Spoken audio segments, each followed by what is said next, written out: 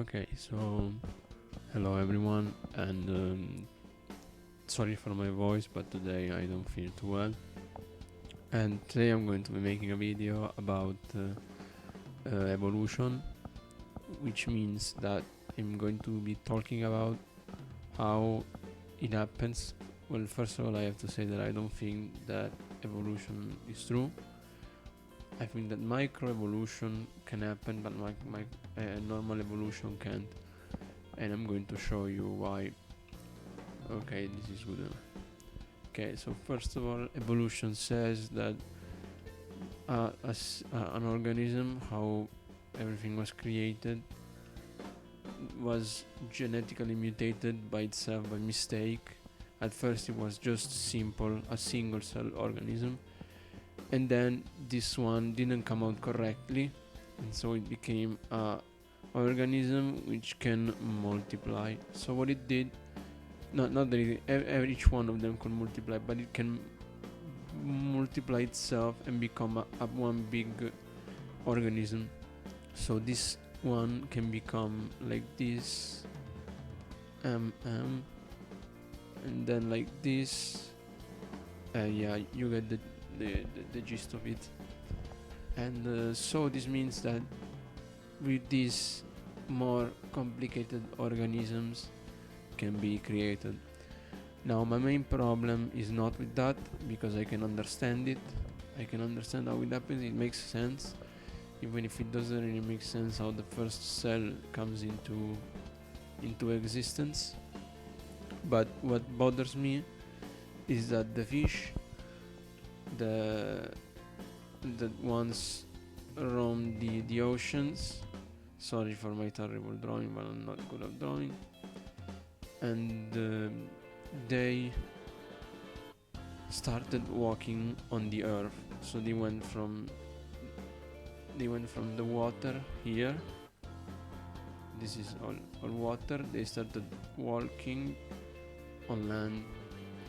Now this doesn't make sense, because if it cannot evolve in a single generation to go into the earth and breathe the air.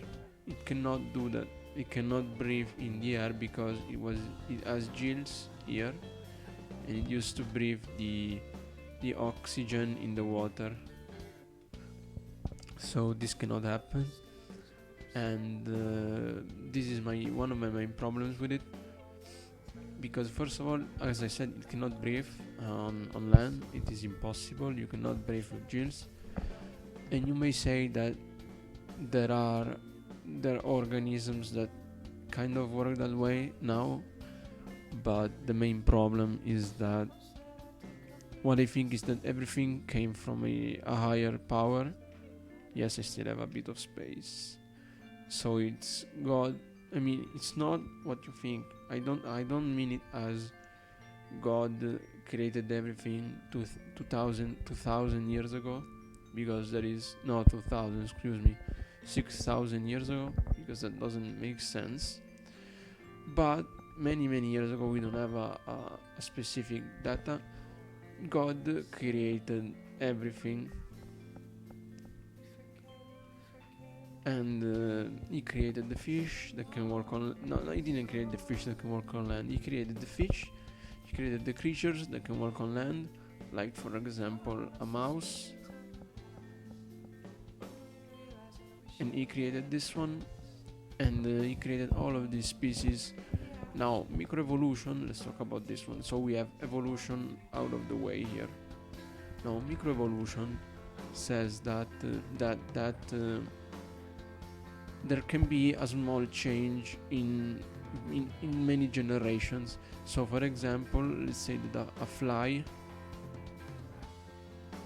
in 20 generations, because there are like strong winds, very strong winds, so it needs more power, it evolves bigger wings.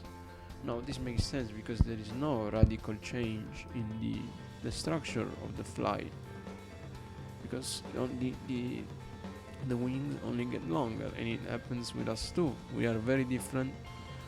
We used to be in the caves, we were less smart, but we got smarter as time went on. And so this is microevolution. This is an example of microevolution which I think that can happen. And I don't see how microevolution can make, for example, a simple fish become like a dinosaur. It doesn't make sense, because it cannot happen. It cannot become a dinosaur because it's too much of a radical change. Excuse me always for the drawings, but I'm not good at all at drawing, as I said many times in many other videos too. And so this is my general thought on the evolutionary process. And thank you for watching. If you have any questions or would like to talk about this, you can do it in the comment section. I haven't been online lately because I've had some problems, but I think I will start doing more videos now, maybe once every 2 weeks, but don't hold me on this because I really don't know for now. So thank you for watching, and see you in the next video, everyone.